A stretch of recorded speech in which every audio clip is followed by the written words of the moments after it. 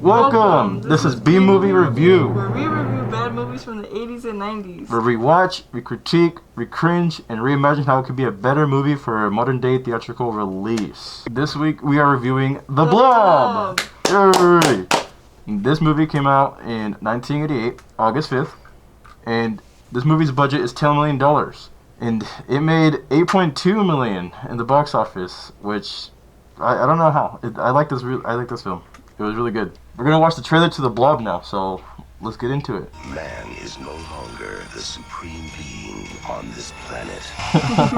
Terror has no shape. The main characters in this film are Kevin Dillon and Shawnee Smith. And there's a couple other supporting characters that you guys might recognize, like the dude from Cowboy Bebop and Dale from The Walking Dead.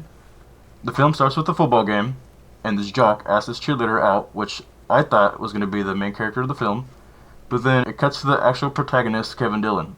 Which actually swerved me because I actually thought the jock was going to be one of the main characters. The movie was kind of setting it up like if the jocks are going to be the main guys of the film. A little bit of filler happens in this film before the actual meteor falls out of the sky, and there was this homeless guy around that was crushing cans.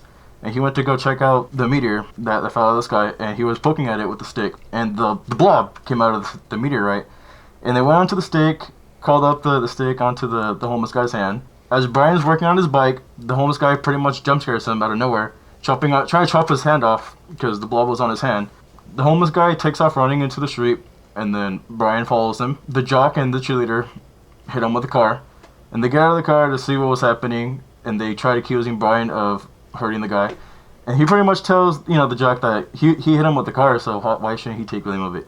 So they put him into the car. They also take Brian with them to tell him what happened to him, or to give like the sheriff an explanation on what happened.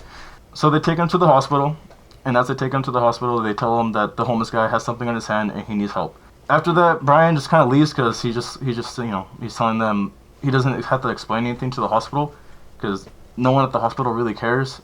The blob that was on the homeless guy's hand pretty much kills the homeless guy, and the jock notices, so he went over to the room and checks it out. He runs over to the doctor's room, yelling at him, telling him that the homeless guy is pretty much he's dying. So he goes over to check on him, and then half his corpse is pretty much gone from the blob, and the blob is nowhere to be found. The jock was trying to make a phone call to the sheriff, and the blob was right behind the door and jumped on the jock and was pretty much eating him alive. So the cheerleader heard the jock screaming, and as she went into the room, that she saw the blob like pulling his skin back, and just you could just see all the freaking skin like coming off his skull. And she tried reaching out for him. Arm. Yeah, because he was like reaching out, so she tried reaching out to him, grabbing him, and his arm just pretty much came off. The blob killed him and jumped out the window. So the police arrive at the hospital, and they don't know what to make of the scene. So another car pulls up, and Brian's in the backseat of the cop car because he's the outcast of the town, so they think he has something to do with it. So they take him back to the station for questioning. Meanwhile, the other jock is with his date, and he's trying to make like a cocktail for her in the trunk. So the door's open, right? And then the blob. He just has the whole setup in his trunk, so he's just getting everything ready, has his whole thing. Then he goes back and then sees that she's asleep, so he tries to take advantage of her. So he's unbuttoning her blouse, and then the blob just gets him through the girl, and then just tears her face off, and then tentacles everywhere. Like it's a mess. Then the blob goes into the sewer, which leads into the town. So back at the police station, they're giving Brian a hard time, and they realize they don't have anything on him, so they just cut him loose. They let him go. Brian's leaving the police station, and as he's walking, the cheerleader pulls up in the car, and she's trying to talk to him about what happened at the hospital because no one believes her story. So they walk into the diner, and he's just kind of being a jerk to her, and she tells him that he's pretty much the same as everybody else. And then he just says he's sorry, and then they cool down. They start talking about it, and then the waitress, which actually earlier gave the sheriff a little piece of paper saying what time she was going to be off so he could pick her up. The waitress gives the guy the sandwich, and as he was done with the sandwich, she went back into the kitchen, and she notices that there's a problem with the sink, and she's trying to unclog the sink with the plunger. And then the cook that was there, he pretty much took the plunger, and he was like, I got this. So he was plunging it, and it just wasn't working. The cook put his hand down the drain, and that's when the blob got him, and it sucked his hand in, and then his head, and then next thing you know, his legs and his arms were in the the drain, which I don't even know how. He's pretty big, like he's pretty muscular, so I don't know how his whole body even fit into the drain. The blob shoots out the drain and goes onto the roof, and everyone's tripping, right? You also start to notice that the blob, after every kill, it gets bigger. Meanwhile, the waitress jumps out the window. She runs to the phone booth. That way she can call the sheriff. And it doesn't show him showing up to the diner, but obviously he went because that's when she was off. So as the blob surrounds the whole phone booth, you could see his face floating around in the blob, getting dissolved. The blob surrounds the phone booth, puts pressure on it, and it compresses the phone booth and crushes her and kills her. Another kill for the blob. So Brian and Meg go to the sheriff's department, and they're trying to look for the deputy. She tells them that he went to the mountain, so that's where they go to look for him, which is where the meteor crashed. So they go into the woods where they see the specialized people in hazmat suits where the meteor crashed. And the doctor, the main doctor, was telling them this whole thing about how a meteorite killed dinosaurs, and was telling them that this meteor was a gift from the universe. And then he pretty much tries to get them to go to the van, that way they can get sent back to the town to get quarantined. Brian wasn't having it, so he was telling Meg that if she was smart, she would jump out too.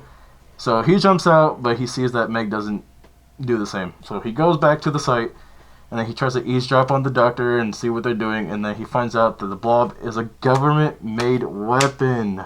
So they're trying to contain the blob so they can use it as a weapon. So everything that he was telling him was pretty much a lie.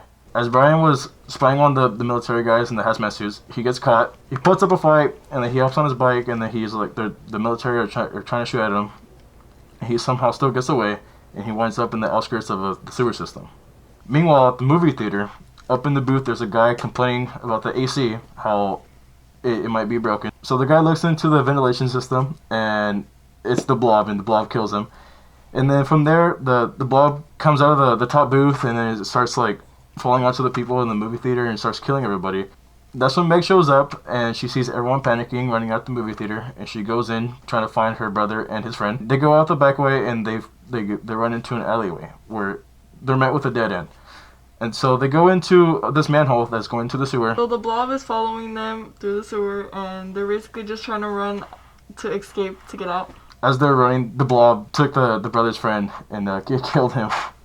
Yeah, she was trying to climb out of the gutter, but she told her brother to just go to the town hall and just leave her there. She'll find a different way to get out. That's when the people in the hazmat suits come out and they start shooting at the blob. So they distracted the blob for a little bit for her to escape. So Brian picks up Meg, and they're riding through the sewers on his bike, and then he crashes. So now they have to run through the sewers, and they run into one of the soldiers, and he's like messed up from the blob. He's kind of showing them the way out, or a way to escape. That's where they find the manhole where they can escape from. Once they're going to climb the manhole, they see that the doctor sees them, and then he pretty much orders his men to cover up the manhole. That way they can contain the blob down there.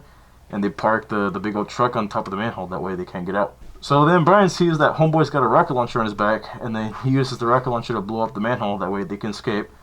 And then once they get out of the sewer system, they have a standoff pointing their guns at each other. And then Brian starts telling the townspeople that everything was a lie and that it was a government project that they messed up, and they just don't want to admit it. So then the blob grabs the doctor, and he pulls him into the sewer. And then the blob goes into the doctor's suit, and he just crushes him inside of the suit and then pulls him down to the sewer. So then this other military dude grabs a little case of bombs, throws it down the sewer, that way you can blow it up.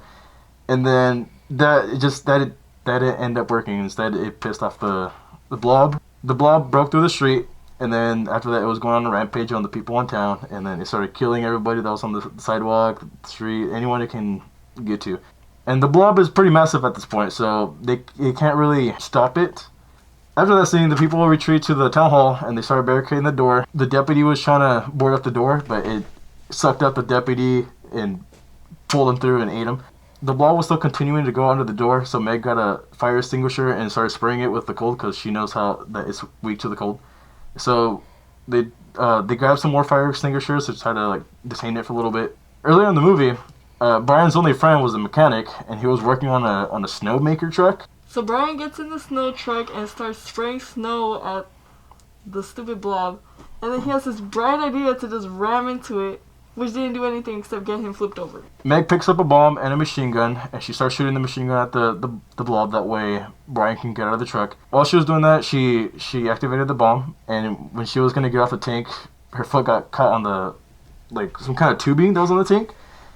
And then the blob was getting closer and closer, and it looked like the bomb was gonna go off with her stuck on the tank. So Brian comes in time to save Meg, and then the tank blows up and it starts snowing everywhere, and then it froze the blob, making it turn into a bunch of little crystals.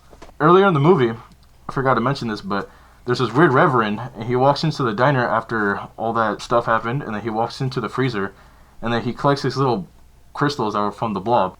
At the end of the movie, he's giving a sermon to a group of people about the end of the world, and one of the ladies asks him, when is this gonna happen? When is the end of the world? And he holds up his jar with the blob in it, and he's like, he looks at it, he's like, soon. And that's it. Like, it's gonna go into another movie. So, we really enjoyed this film. We're actually surprised, out of all the other films that we watched, this one was actually really good. Yeah. So, I thought everything was pretty good. The blob, honestly, kind of it had me at moments where I was kind of scared. A little bit. Yeah, if I saw this when I was a little kid, I would have been terrified. Yeah. If I grew up in the 80s watching The Blob, I would definitely be scared of this movie. Yeah. All the death scenes in this movie were pretty spot on, I would say. They weren't too cheesy. They're almost kind of realistic, so I thought that was pretty good for The Blob. Yeah, and the 80s CGI wasn't too bad, actually. Yeah, and we're going to give this movie 5 headbangs. And we don't think it needs to be remade. It's all the death scenes were pretty cool. If anything, if it can just get a pretty good sequel to it, it'll be pretty good.